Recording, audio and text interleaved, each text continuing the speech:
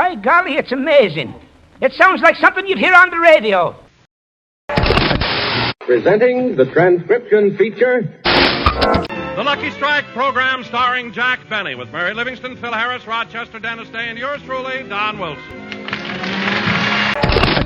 It's 8:30 New York time. Time to wake up, America, and stump the expert. From Hollywood, it's time now for Johnny Dollar. Kraft presents The Great Gildersleeve. And now meet Dick Calmer as Boston Blackie.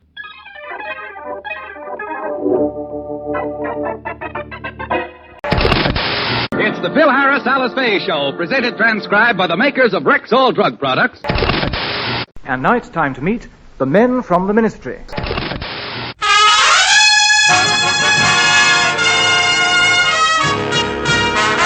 The Armed Forces Radio and Television Service presents the Bob Hope Show with Les Brown and his band of renown. And yours truly, Bill Goodwin. And now here he is, Bob Hope.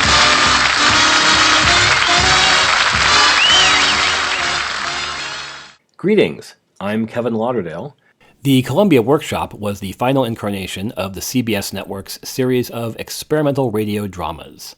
Some were adaptations of literary works like Hamlet and Alice in Wonderland. Some were history, like the story of Paul Revere. At least one, the justifiably unforgettable On a Note of Triumph, a celebration of the common guys who won World War II by radio genius, writer, and producer Norman Corwin, is a piece of history. The show openly experimented with format, sound effects, and the power of music to convey emotion and theme. The program ran from 1936 to 1942, with various specials into the 50s. This episode is an adaptation of a short story by Lord Dunsany. Edward John Morton Drax Plunkett, the 18th Baron of Dunsany, 1878 to 1957, was a British writer best known for his fantasy short stories. He's the creator of Jorkins, one of those eminently British fellows who, in exchange for a drink at the club, will spin you a fantastic tale.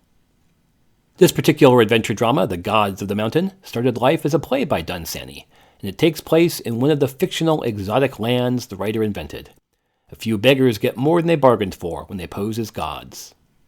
The music is by Bernard Herrmann, 1911 to 1975. If that name is familiar, it's because he went on to score movies like Citizen Kane, The Seventh Voyage of Sinbad, North by Northwest, etc. Just a note, this recording is 85 years old. If in 1936 you listened to something from 85 years previous, it would have been from 1851, predating the Civil War by a decade. From December 19, 1936, the Columbia Workshop, The Gods of the Mountain. The Columbia Workshop, under the direction of Irving Reese.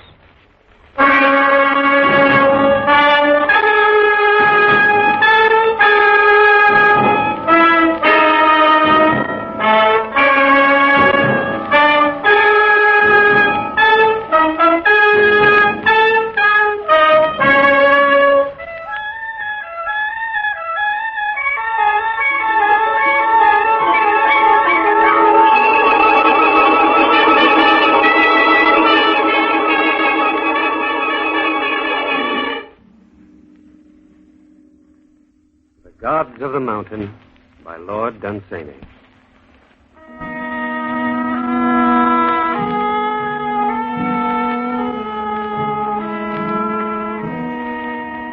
Outside the walls of the ancient city of Congress, 3 beggars sit in the hot gray dust of the ground.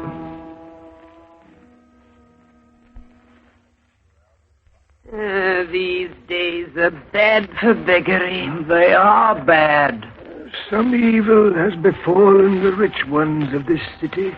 They take no joy any longer in benevolence, but have become sour and miserly at heart. Alas for them. I sometimes sigh for them when I think of this. Alas for them. A miserly heart must be a sore affliction. A sore affliction indeed, and bad for our calling. They have been thus for many months. What thing has befallen them? Oh, some evil thing. There has been a comet come near to the earth of late, and the earth has been parched and sultry, so that the gods are drowsy, and all those things that are divine in man. such as benevolence, drunkenness, and extravagance and song, have faded and died, and have not been replenished by the gods. It has indeed been sultry. I have seen the Commodore nights. The gods are drowsy. If they wake not soon and make this city worthy again of our order, I, for one, shall forsake the calling and buy a shop and sit at ease in the shade and barter for gain. You will keep a shop? Is this a beggar who speaks? Yes, master, a poor beggar. How long has the calling of beggary existed? Since the building of the first city, master. And you would forsake the calling? The city is unworthy of our calling. The gods are drowsy, and all that is divine in man is dead. They are drowsy in their mountains away at Marma. The 7 green idols are drowsy. Oh, who is this that rebukes us? I am a beggar, and an old beggar. There is none like my master. No traveler has met with cunning like to his, not even those that come from Ethiopia. We would make you welcome to our town, upon which an evil has fallen, the day being bad for beggary. Let none who has known the mystery of roads, or has felt the wind rising new in the morning, or has called forth out of the souls of men divine benevolence, ever speak any more of any trade, or of the miserable gains of shops and the trading men. I spoke but hastily, the times being bad. I will put right the times. There is nothing that my master cannot do. Be silent and attend to me. I do not know this city. I've traveled from afar, having somewhat exhausted the city of Akara. Have you any thieves among the calling here? We have a few that we call thieves here, master, but they would scarcely seem thieves to you. They are not good thieves. I shall need the best thief you have. We shall need fine raiment. Let the thief start at once. Let it be green raiment. I will go and fetch the thief. We will dress ourselves as lords and impose upon the city. Yes. We will say we are ambassadors from a far land. And there will be good eating. Oh, but you do not know my master. Now that you have suggested that we go as lords, he will make a better suggestion. He will suggest that we go as kings. Beggars as kings? Aye, you do not know my master. What do you bid us do? You shall first come by the fine raiment, in the manner I've mentioned. And what then, master? Why, then, we shall go as gods. As gods? As gods. Know you the land through which I have lately come in my wanderings? Mama, where the gods are carved from green stone in the mountains. They sit, all 7 of them, against the hills. They sit there motionless, and travelers worship them. Yes, we know these gods. They're much reverenced here, but they're drowsy and send us nothing beautiful. They are of green jade. They sit cross-legged, with their right elbows resting on their left hands, the right forefinger pointing upward. We will come into the city disguised from the direction of Mama, and will claim to be these gods. We must be 7, as they are, and when we sit, we must sit cross-legged as they do, with the right hand uplifted. It were well not to anger the gods. Is not all life a beggary to the gods? Do they not see all men always begging of them and asking alms, with incense and bells and subtle devices? Yes, all men indeed are beggars before the gods. Does not the mighty Sultan often sit by the agate altar in his royal temple, as we sit at a street corner or by a palace gate? It is even so. Then will the gods be glad when we follow the holy calling with new devices and with subtlety, as they are glad when the priests sing a new song. Yet I have a fear. Slag, go you into the city before us, and let there be a prophecy there, which saith that the gods who are carven from green rock in the mountain shall one day arise in Marma and come here in the guise of men. Yes, master. Shall I make the prophecy myself, or Shall it be found in some old document? Let someone have seen it once in some rare document. Let it be spoken of in the marketplace. It shall be spoken of, master. Here comes our thief. Ah, he's a quick thief. Master, I could only procure you 3 green raiments. The city is not now well supplied with them. Moreover, it is a very suspicious city, and without shame for the baseness of its suspicion. This is not thieving. I could do no more, master. I'm not practiced thieving all my life. You've got something. It may serve our purpose. Now, we must tear them up and divide them amongst the 7. We'll each wear a piece of it over our rags. Yes, we shall look fine. Ah, that's not the way we shall disguise ourselves. Not cover our rags? No. The first who look closely would say, these are only beggars. They've disguised themselves. What shall we do? Each of the 7 shall wear a piece of the green raiment underneath his rags. And peradventure, here and there a little shall show through. And men shall say, these 7 have disguised themselves as beggars, but we know not what they be. Hear my wise master. He is the beggar. He is an old beggar.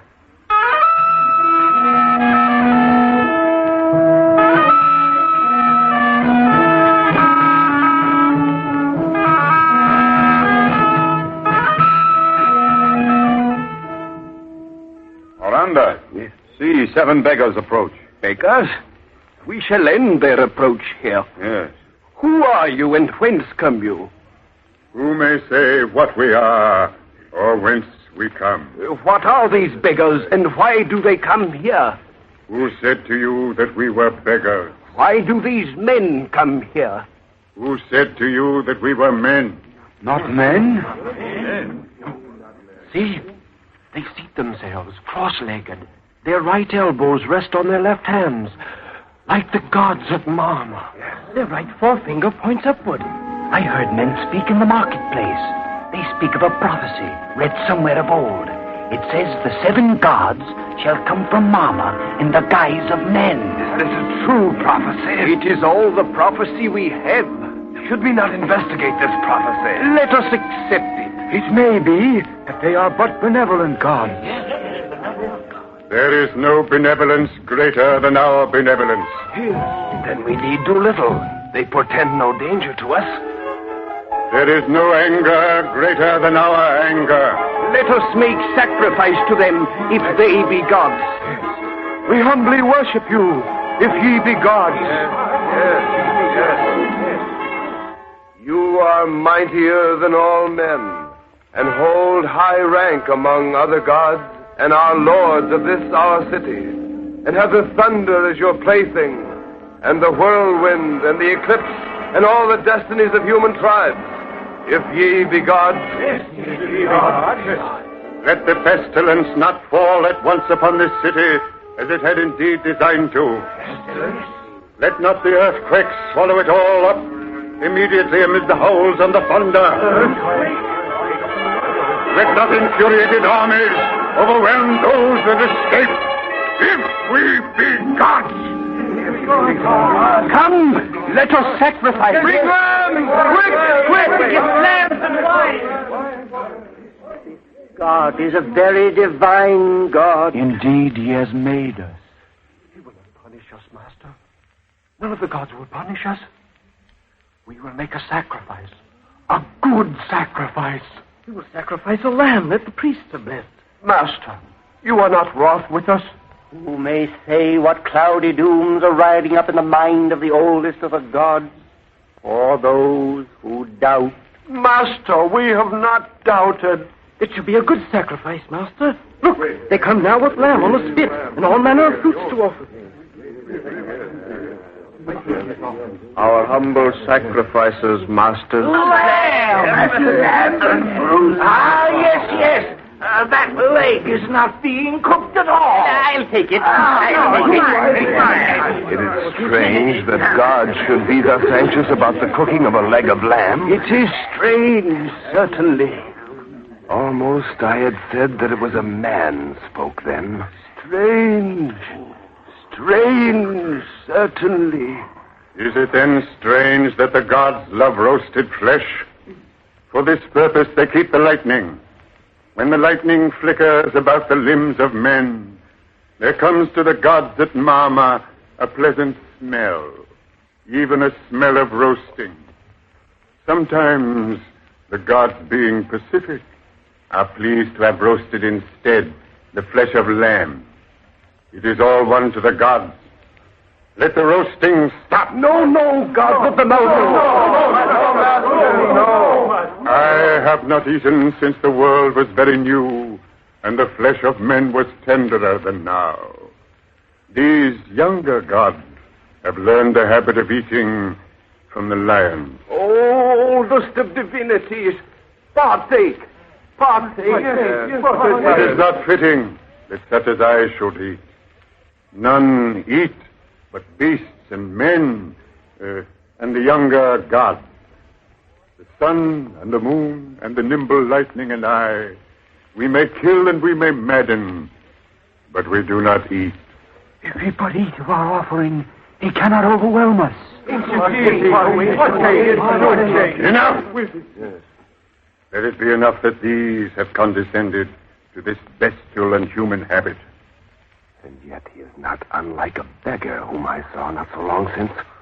But beggars eat. Now, I never knew a beggar yet who would refuse a bowl of Wolverine wine. This is no beggar. Nevertheless, let us offer him a bowl of Wolverine wine. You do wrong to doubt him. I do but wish to prove his divinity. I will fetch the Wolverine wine. He will not blink. Yet if he does, then he will not overwhelm us. Let us offer him the wine. Yes, wine. Master, you do wrong this roasted lamb by not eating. It's soft and sweet as a maiden's cheek. Quiet, fool. Why does he not eat? I am minded to fill mine own belly once. He is wise, let him look to his own. Look, they come with wine. It's Voldry. A goblet of Voldry wine. Oh, blessed day. Oh, happy time. Oh, my wise master. Master, this goblet would be proud to have you drink from it. Yes, master. I will take it. He takes it. He's spilling it upon the ground. It is a fitting libation. Our anger is somewhat appeased. Oh, but it was Voldry. And now, it's the hour at which the gods are accustomed to speak to the gods in the language of the gods. And if man heard us, he would guess the futility of his destiny, which were not well for man. Begone. All. Begone! Begone!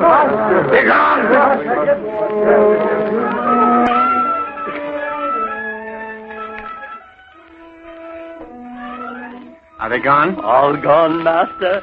The gods are alone. Good. Then give me meat. Much meat.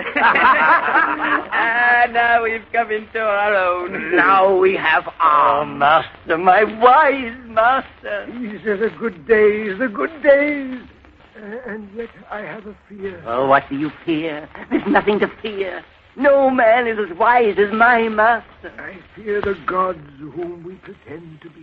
The gods? Come hither, Slag. Yes, master. Watch in the doorway while I eat. Sit in the attitude of a god, and warn me if any of the citizens approach. But, master, shall we not have Voldry wine? We shall have all things, if only we are wise at first, for a little. Master, do any suspect us? We must be very wise. But if we are not wise, master... Why then, death may come to us. Oh, master. Slowly. Master, are you indeed a man? A man. A man. And until just now, a hungry one.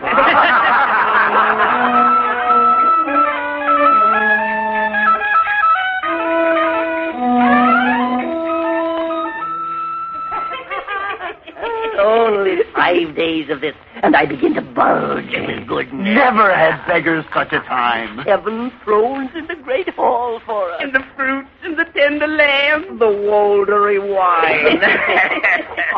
To see them pray to us. When we were beggars, did we not speak as beggars? Did we not whine as they? Was not our mean beggarly? The thief comes. Master! Oh, Master, I've been with those that know all and see all. They know me for one of the craft, but they do not know me as being one of us. Well? Oh, there is danger, Master. There is great danger. You mean that they suspect that we are men? That they have long done, Master. I mean that they will know it, then we are lost. Then they do not know it. They do not know it yet, but they will know it, and we are lost. When will they know it? 3 days ago, they suspected us. No more than you think suspected it. But if any dared to say so. Oh, no, Master. Then forget your fears, my thief. 2 men went on dromedaries 3 days ago to see if the gods were still at Mama. They went to Mama? Yes, 3 days ago. We are lost. They went 3 days ago? Yes, on dromedary. They should be back today. We are lost. We are lost. They must have seen the green jade idols sitting against the mountain. They will say, the gods are still at Mama, and we shall be burnt. My master will yet devise a plan. Slip away to some high place and look toward the desert and see how long we have to devise a plan. My master will find a plan. He has taken us into a trap. His wisdom is our doom. He will find a wise plan. Too late. Too late. It's too late. The dromedary men are here. We are lost. The citizens come with them. Be silent. I must think.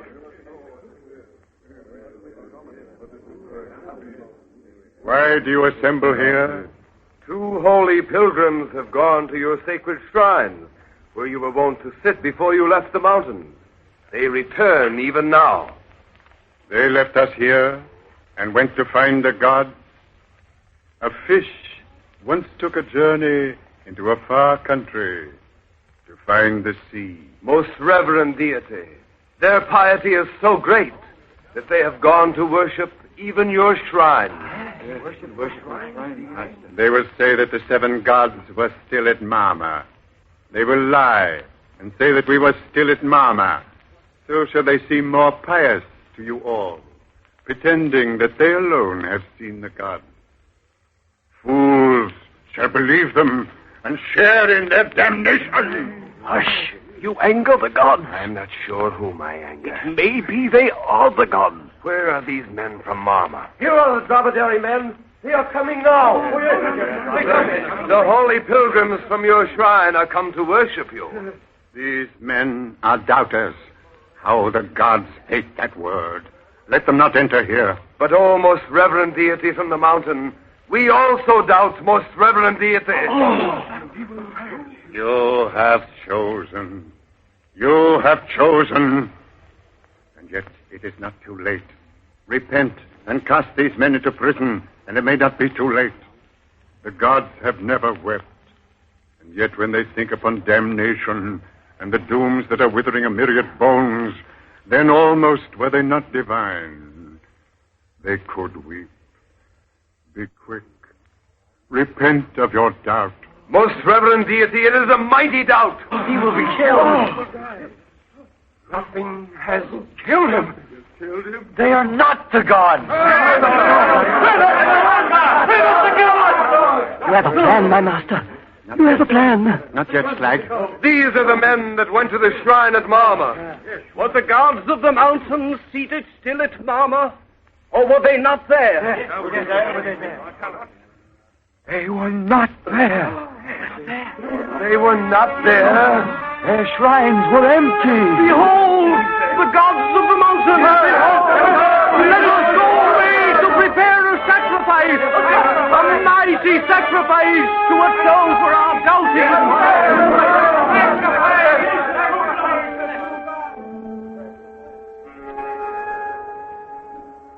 My most wise master. No, Slag. I do not know what has befallen. When I went by Mama only 2 weeks ago, the idols of green jade were still seated there. We are saved now. Aye, we are saved. Aye, we are saved. but I know not how. Yet I have a fear. A fear? Why were you saved? Last night I dreamed. What was your dream? It was nothing. I dreamed that I was thirsty, and one gave me Woldery wine. Yet there was a fear in my dream. When I drink Woldery wine, I am afraid of nothing. Master, they are making a pleasant banquet ready for us. They are killing lambs, and the gills are there with fruits, and there is to be much Woldery wine. Never had beggars such a time. When will the banquet be? When the stars come out. It is sunset already. There'll be good eating. Quiet. A man comes. Master, we implore you. The people beseech you. Master, it is terrible. It is terrible when you wander in the evening. It is terrible on the edge of the desert in the evening. Children die when they see you. In the desert? When did you see us? Last night, Master. You were terrible last night. You were terrible in the gloaming, when your hands were stretched out and groping. You were feeling for the city. You yourself saw us? Yes, Master. You were terrible. Children, too, saw you, and they died. How did we appear to you? You were all green, Master. All green in the gloaming. All of rock again, as you used to be in the mountains. Master, we can bear to see you in flesh like men. But when we see rock walking, it is terrible. It is terrible. That is how we appear to you? Yes, Master. Rock should not walk. When children see it, they do not understand. Rock should not walk in the evening. There have been doubters of late. Are they satisfied? Master, they are terrified. Spare us, Master. It is wrong to doubt. Go and be faithful. Yes, Master. Yes. What have they seen, Master? They've seen their own fears dancing in the desert. They've seen something green after the light was gone, and some child has told them a tale that it was us. I do not know what they have seen. What should they have seen? Something was coming this way from the desert, he said. What should come from the desert? They are a foolish people. That man's white face has seen some frightful thing. Frightful thing? That man's face has been near to some frightful thing. It is only we that have frightened them, and their fears have made them foolish. Hark! They're coming.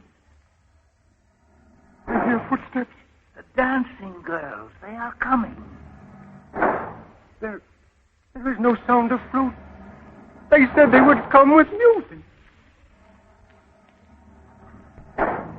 What heavy boots they have. They sound like feet of stone. I do not like to hear their heavy tread. Those that would dance to us must be light of foot. I shall not smile at them if they are not airy. They are coming very slowly. They should come nimbly to us. They should dance as they come, but the footfall is like the footfall of heavy crabs. I have a fear, an old fear and a boding. We have done ill in the sight of the seven gods. Beggars we were, and beggars we should have remained. We have given up our calling and come in sight of our doom. I will no longer let my fear be silent. It shall run about and cry. It shall go from me crying like a dog from out a doomed city. My fear has seen calamity and has known an evil thing. Master! Come, we must run from here. God to the mountain! Be still. They're dazzled by the light. They may not see us. Master! Save me! Save me! I'm turning to stone! Save me! Save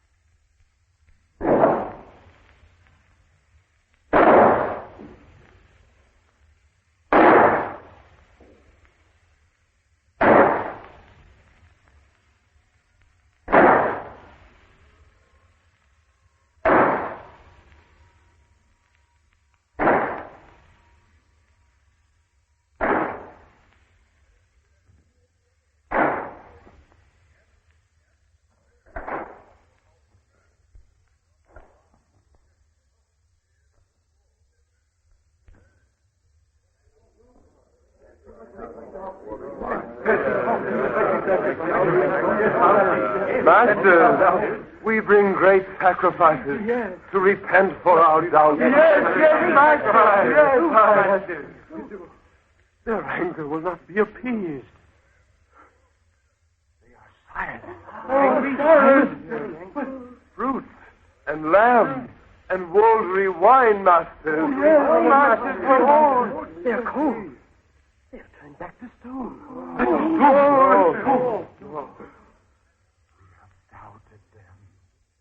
We have doubted them. They have turned to stone because we have doubted them. They were the true gods.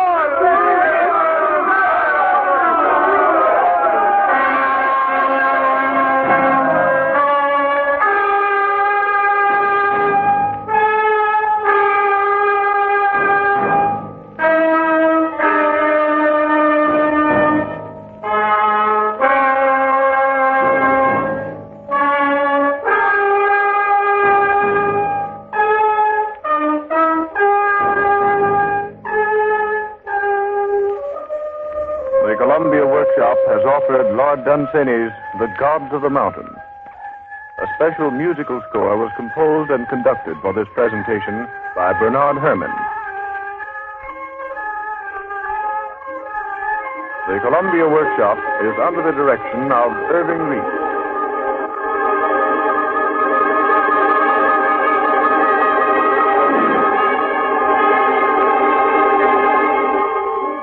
Tune in next week for the Workshop's adaptation of Oscar Wilde's The Happy Prince.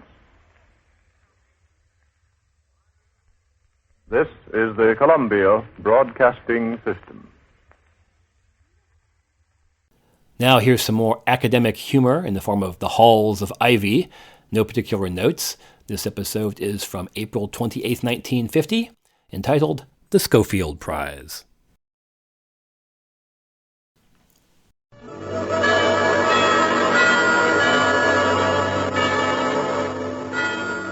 Ladies and gentlemen, the Joseph Schlitz Brewing Company of Milwaukee, Wisconsin presents The Halls of Ivy, starring Mr. and Mrs. Ronald Coleman.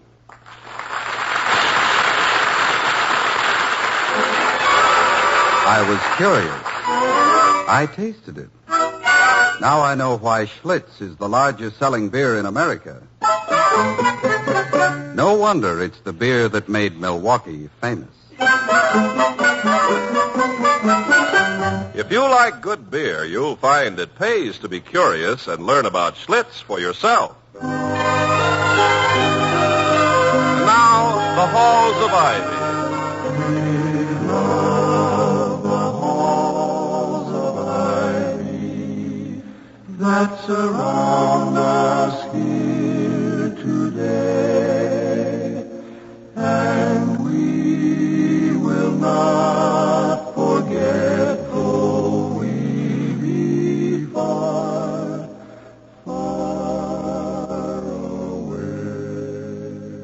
Welcome again to Ivy. Ivy College, that is, in the town of Ivy, USA. As most of us know, teachers are intensely concerned with books. Many of them write books, too. Dr. William Todhunter Hall, the president of Ivy, is one of these. He finished writing a book early this spring, and with mounting anxiety has been waiting to learn of its acceptance or rejection by his publisher.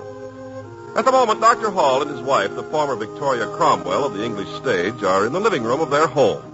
It's shortly past noon. Dr. Hall says, "What do you suppose is the matter with Carter? He promised to let me know definitely by the end of the week whether or not he'll publish my book, and here it is Friday and no word from him." There's no point fretting, Toddy. Friday isn't over yet. Oh, I suppose I should have known better than to rely on the promise of a man who has all his drinking glasses inscribed with the word whoops. Why the devil haven't I heard from him? My Aunt Violet always used to say, no news is good news. Oh, with all due respect to your Aunt Violet, whose conversation, if what you say is so, must have been exquisitely dreary. Well, that may be Carter now. Alice will answer it. Good. I'll give him a few moments with Alice first. He deserves it, having kept me waiting so long. That'll teach him a sharp lesson. Oh, she's terrifying, isn't she? Well, anyhow, we're just trying her out. She was the best I could do in the way of a housekeeper on such short notice. Oh, I'm not complaining. She's an excellent housekeeper, and she scares the life out of me. But I'm sure she must be unique in Carter's experience. I mean, there couldn't be two Alices in the world, could there? Very doubtful. Took 20 years as a master sergeant's wife and 5 years in the wax to produce even one. To produce Alice at all is a major miracle. It's the machine age. She wasn't born. She just came off an assembly line with 2 trucks and a jeep. And shut! At ease. At ease, darling. Yes, Alice. Someone for the doctor, ma'am. Mr. Carter? Well, I don't know, sir. When I answered, a man at the other end started to stutter. I couldn't make out what. I told him, pop to and sound off, mister. And he said he wanted to speak to Colonel Hall. Dr. Hall, fast. Excuse me, Victoria. I'll see who it is. He hung up. Hung up? Yes, sir. He said he had a message for you and tried to pull rank on me when I told him it'd have to go through channels. Well, I chewed him out a little for that. And he said, never mind, he'd be right over. Be right over? Well, then it couldn't have been Carter. He's in New York. Well, chow will be ready in half an hour, ma'am. Chow? Oh, yes, good. Well, maybe a little more than half an hour. I never cooked for less than a company full strength. Takes time to divide all my recipes by 200. Well, it's quite understandable, Alice. Yeah, but it's all right. I'll bracket the roast and be on target at 1,300 hours. As you work. Frightening. Well, it's almost 1 o'clock. If Carter intended to publish my book, I'd surely have heard from him by now. Perhaps I should have worked on it another year or so. Oh, nonsense, Toddy. The book is beautifully written. It's one of the most exciting biographies I've ever read. Well, then perhaps the subject's been found uninteresting. After all, Jonathan Gilly was a rather obscure scientist, even in his own time. You know, it's been claimed that the 3 most fascinating subjects for books are Abraham Lincoln, doctors, and dogs. And that the ideal title would probably be Lincoln's Doctor's Dog. You know, perhaps I should have called mine Victoria's Husband's Hobby. Oh, well, let's wait another hour or so, then we can take Hall! Dr. Hall! Oh, Mr. Merriweather, come in. Come in. Good heavens, man, what... Congratulations. Congratulations. Thank you very much. What for? You mean you don't know? Know what? Here, let me catch my breath. I ran all the way from the club. Tried to reach you by phone, but that female top kick of yours tried to route me through the Pentagon building. Yes, there's a chair. Sit down. No, we better make Dr. Hall sit down. Well, sit down, William. Why should I sit down? Because if you don't, this is likely to knock you down. I haven't been so happy about anything since my doctor told me to stop working. I said it's wonderful. Congratulations. Thank you again, but for what? Oh, this is marvelous. He doesn't know. No, what? Well, I was in the club library reading my newspaper and listening with half an ear to the radio when I heard the news. Wonderful news. Don't let me rush you into revealing it, Mr. Merriweather. No, my husband stands always like this, digging his fingernails into his palms and holding back a scream. Well, ma'am, in the middle of this news broadcast, I heard the name. Jonathan Gilly. Jonathan Gilly? Jonathan Gilly? Yes, frankly, I wouldn't have known Jonathan Gilly from Ben Hogan's caddy, except that you told me you'd been working on a biography of Gilly for several years now, and you really had better sit down, both of you. We'll take the chance. Go ahead and bowl us over. Dr. Hall, you won the Scofield Prize. What? Well, what's the Scofield Prize? Someone tell me before I start climbing the wall. Well, the annual prize for the best biography submitted for publication during the past year. $20,000 prize money, ma'am. 20,000 and the best biography? Oh, Toddy! Oh, Mr. Merriweather, I can kiss you. Go ahead, ma'am. I can stand quite still and let you. Oh, Toddy, I'm so very proud of you. And just a few minutes ago, I was fuming at my publisher for not letting me know whether or not he was going to accept the book at all. Oh, he'll publish it all right. He's likely to be selected for the Book of the Month Club. And if this Gilly fella looks attractive in a low-cut gown, you're a cinch for the drugstore reprints. Well, I don't know what to say. Isn't it ridiculous? My little book, the Scofield Prize for the best. Well, the Scofield Prize, eh? That's what the man said.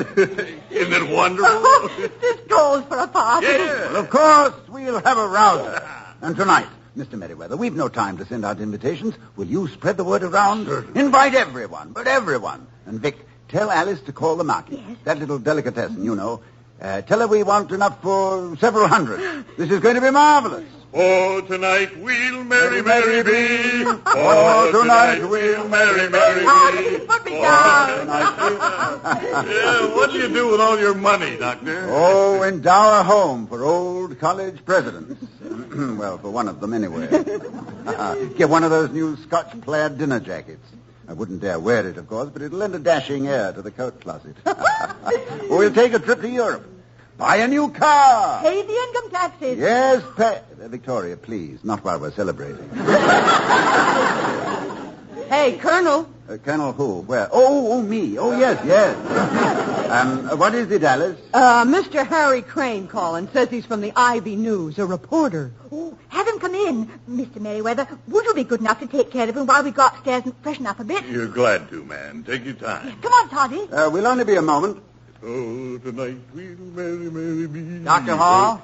No, my name's Merriweather. I'm on the Board of Governors. No, the Halls will be down in just a moment. Oh, well, I'm Crane of the News. How do you do? You hear about the Scofield Prize? Yes, it's great, isn't it? The break for me, anyway. I'm the local AP man. I make a few bucks extra on it. Oh, that's fine. You used to enjoy your radio program, the A&P Gypsies, wasn't it? Fine music.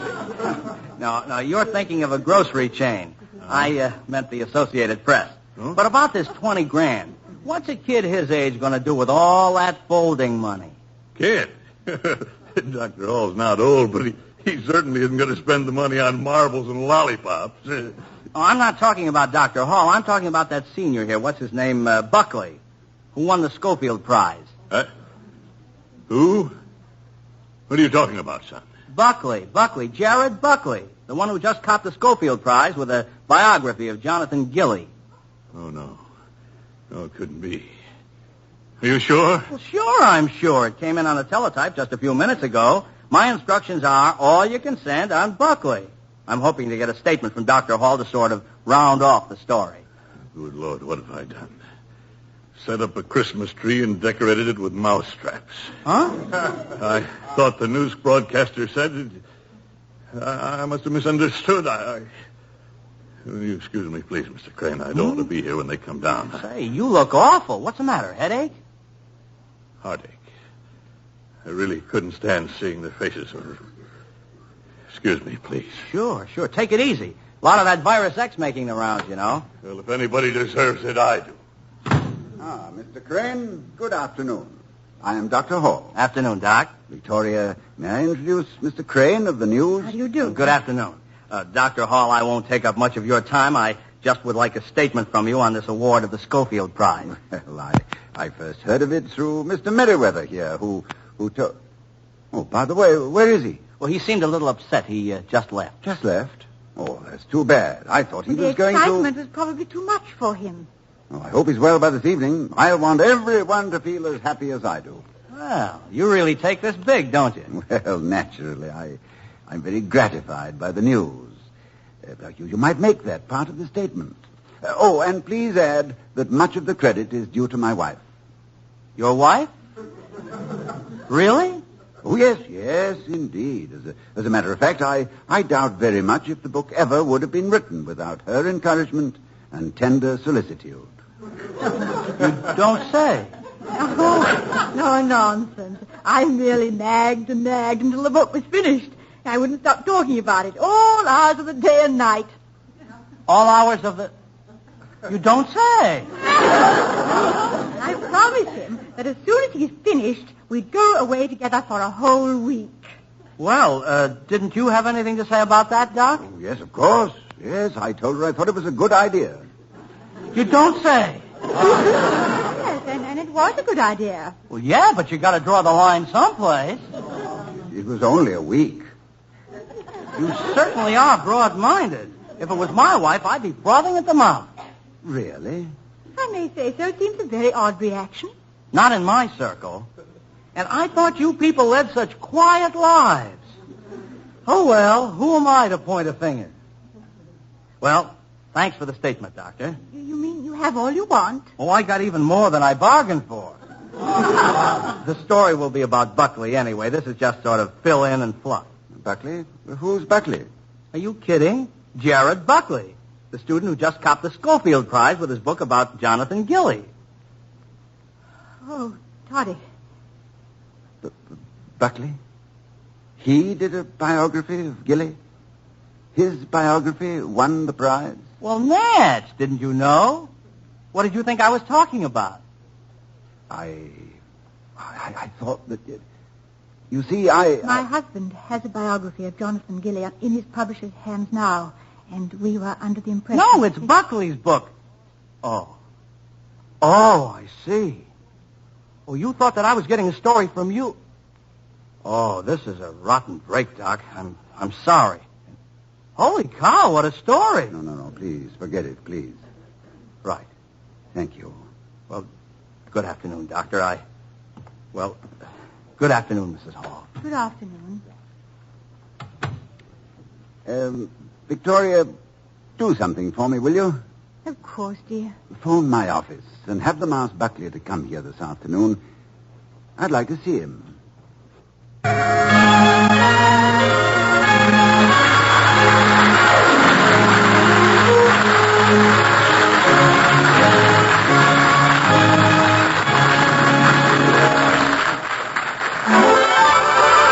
I was curious. I tasted it. Now I know why Schlitz is the largest selling beer in America.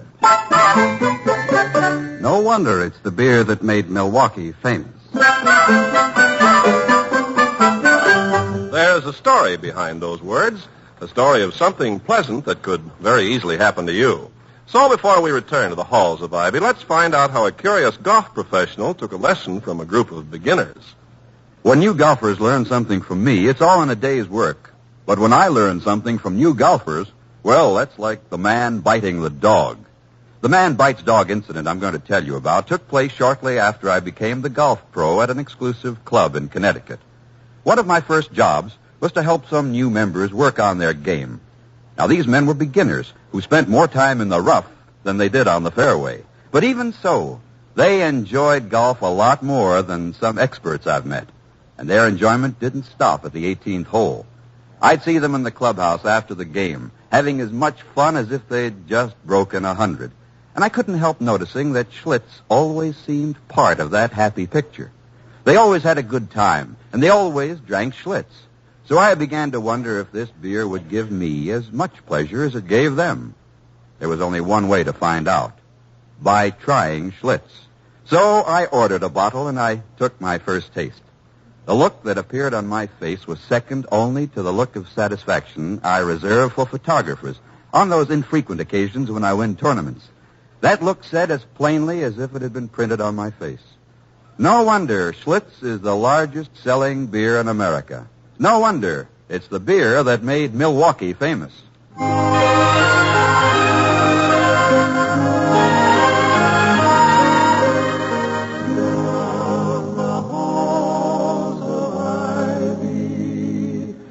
That surround us here today. Returning to the halls of Ivy, we find a saddened Dr. and Mrs. Hall awaiting a visit of Jared Buckley. Is there anything I can do for you, Toddy? Thank you, no, darling. I hope you don't think I'm crushed by the news, because I'm not. It would have only been a bother to win the Scofield Prize anyway. Yes.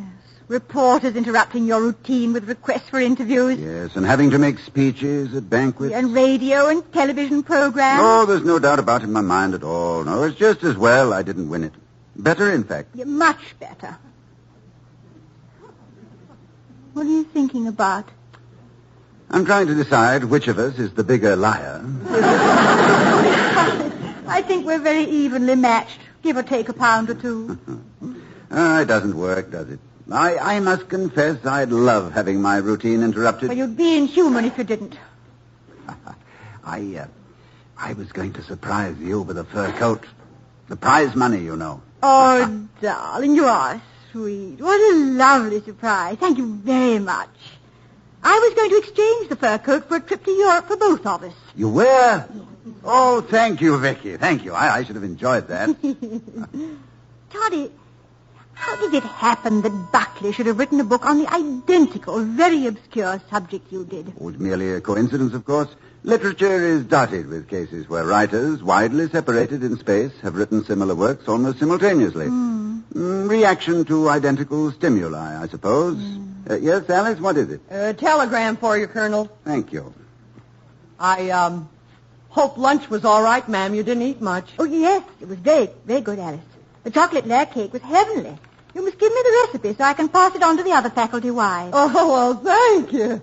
I learned the recipe at Cook's and Baker's School in the Army. Now, you take 30 pounds of flour, you add 3 gallons of water and 3 gallons of milk, then add a smidgen of vanilla extract, not more than a quart. Now, 4 dozen eggs, From Carter. 2 sacks of sugar. Well, thank you, Alice. I'll get it from you later. Yes, ma'am. It's from Carter. Dear Hall, in view of Scofield Prize award, we do not feel we can accept your manuscript for publication at this time. Sorry, sincerely, and so on. And that, my love, is that. 2 years of research and a year of writing right down the drain. Oh, curse the luck. Oh, Toddy. Oh, I mean it. And I think of all the hours and days when I was so snowed under with administrative details I couldn't work on the book at all. But for that, it might have been finished sooner. I could have given it more time, made it better. Being a college president and a teacher, that's what hindered me. Oh, please, Toddy. Well, I'd like my name to have gone a little way down to posterity. To have scholars in the future take my book from the shelf and read it. To have extended the domain of knowledge just that much more. I know how hateful it is to be disappointed so cruelly. But living's full of disappointments. Yet we manage to survive and even do very well. Yes, I know. Each disappointment always seems the worst. What about the time when I was returning to America after my sabbatical, and you were supposed to go with me and couldn't? Oh, yes. I'd started packing. Yes. You'd bought the tickets. And we were all ready, I remember. And then 2 weeks before sailing. While we were dancing at that club. What was his name? You remember? It was a new one. Had just opened. Oh, they had a little Viennese orchestra that must have grown up in waltz time. What was the name of that?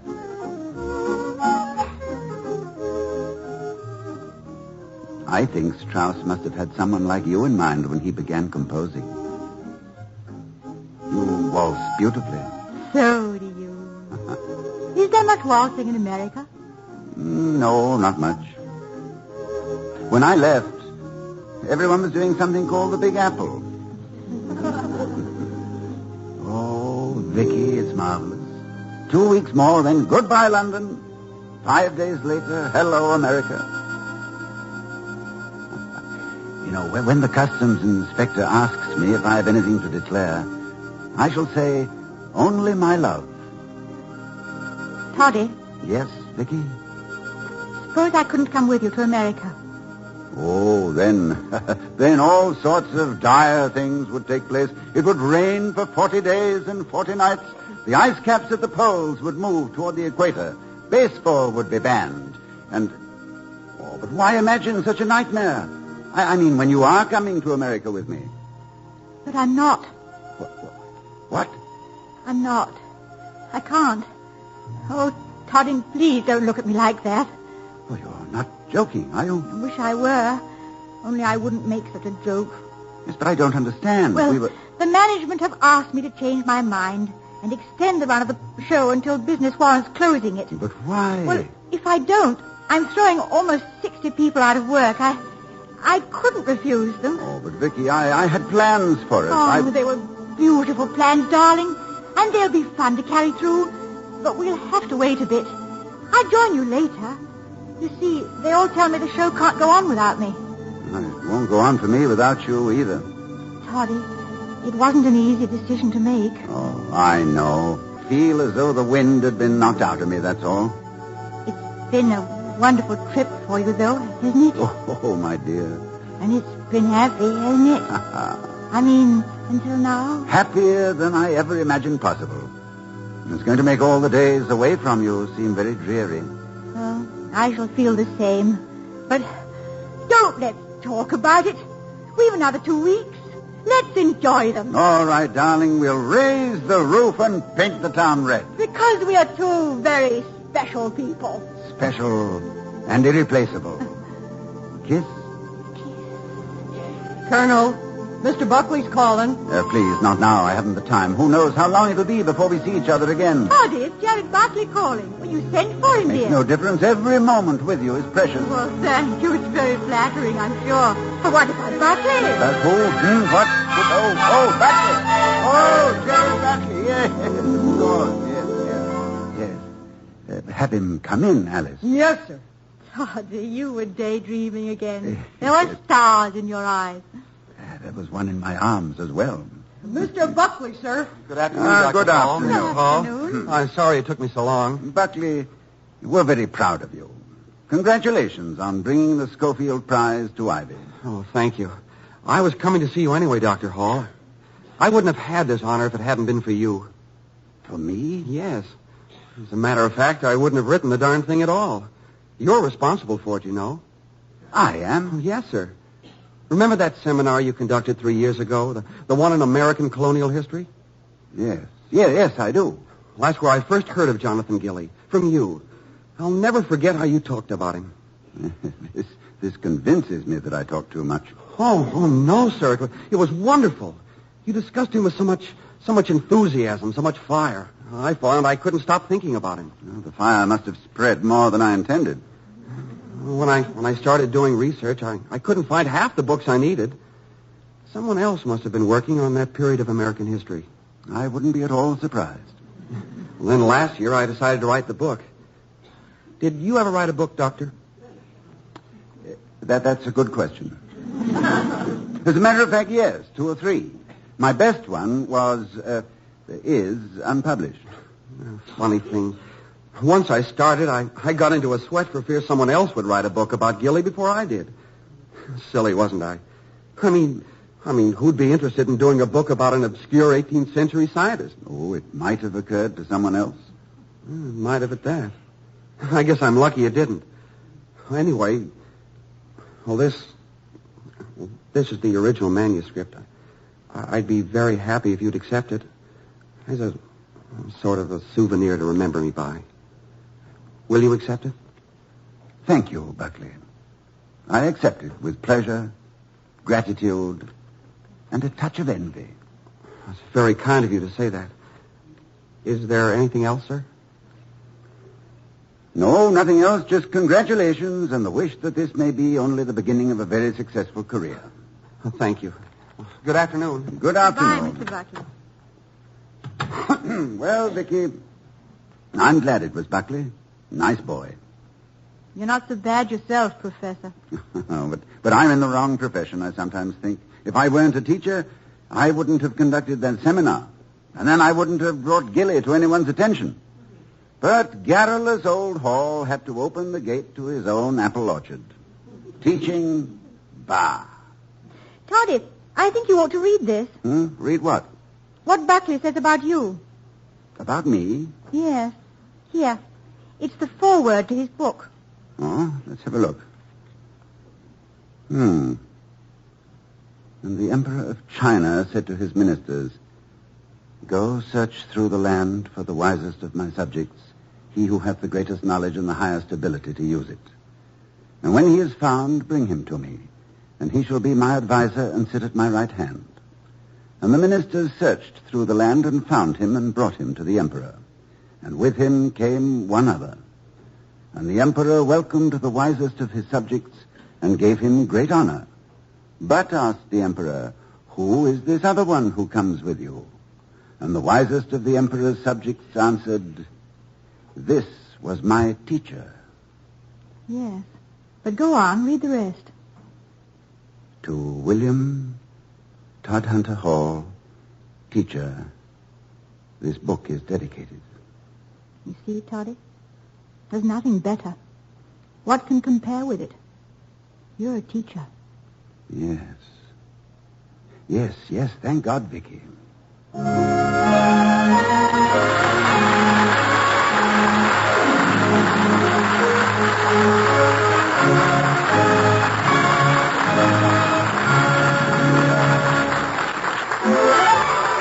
I was curious. I tasted it. Now I know why Schlitz is the largest selling beer in America.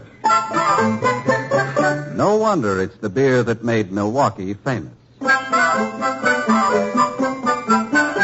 Here's a note for your date book. Starting Wednesday, May 10th, the Halls of Ivy will be heard on Wednesdays instead of Fridays. And here again are Mr. and Mrs. Ronald Coleman. Good night, everyone. Good night. Be sure to see Ronald Coleman's latest picture, Champagne for Caesar. We'll be seeing you next Friday at this time at the Halls of Ivy, starring Mr. and Mrs. Ronald Coleman. Ken Carpenter speaking. That's your old-time radio fix for this week. I hope you enjoyed yourselves. Be sure to subscribe to The Chronic Rift on iTunes or visit us frequently at chronicrift.com. Hit it! Ding, a dink-a-doo, a dink-a-dee, a dink-a-doo. What a voice! What a voice! Simply means ink. A dink-a-doo, a dink-a-dee. Good night, folks. Signing off. Yeah, but what is that? It's a major award. A major award?